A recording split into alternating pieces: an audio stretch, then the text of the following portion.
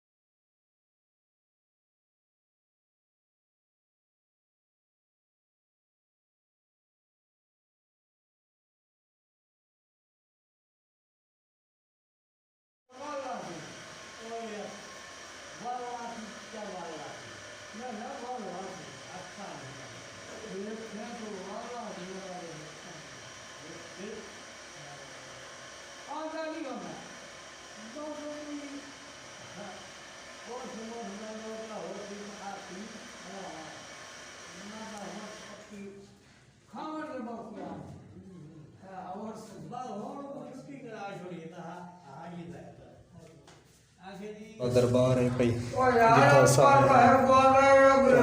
سارا سفر کر کے آئے تقریباً سارے گھر تو 50-60 کلومیٹر دور ہے 50 کلومیٹر دربار تے زیارت وغیرہ کی تھی بہت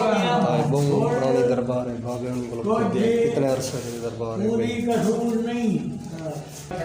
آئے دیکھو میرے نال بھتیجا میرے جایا ہوتے ہیں کٹھے دربار دے ہوتے ایسا کٹھے آیا سے سارے یہ ہے ماشاءاللہ دربار ساری دربار دے دعا وغیرہ کی دی منگ ہوں ساگے دربار ایسا اتھیں ہی دنیا اتھوں دا جائے ریویو لکھے ہیں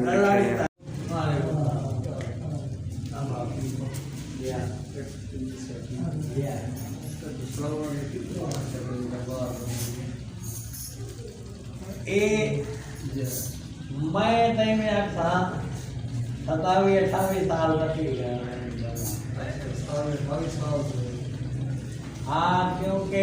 ایک سن 97 دے وچ حاجی شاہ جہان پہنچی آئی ہے سن 97 اچھا تے ہن سن 2022 ہن آپ اندازہ لاؤ حاجی جہان شاہ تے حاجی محمد شاہ حاجی جہان شاہ تے حاجی محمد شاہ ہاں حاجی جہان شاہ وہ حاجی محمد صحیح ہے ٹھیک ہے تو نام وغیرہ دکھائے سے کم کر رہی ہے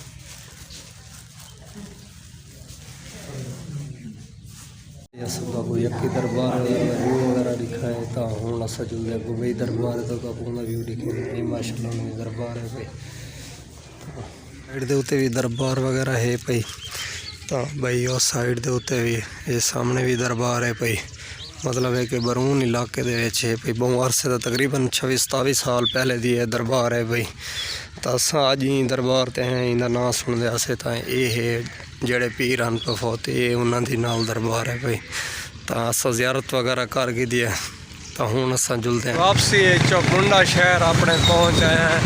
دربار وغیرہ تو ٹھیک ہے تا کافی ذرا رش ہے گیا تا ہن اساں پھر دے پئے اساں دربار وغیرہ تو تھی آئے ہیں تا دکان تے آگے شاپ اپنی دکان تے کام وغیرہ کیتے تا این تھیں اج والی ویڈیو تے تھیں اینڈ کرنے امید کرنا ساری ویڈیو تک پسند آسی پسند آئے تو سارے چینل کو ضرور سبسکرائب کرائے لائک کرائے کمنٹ کرائے تو دوستوں شیئر کرائے تو انشاءاللہ ویڈیو ملسوں تب تک کے لیے اللہ حافظ.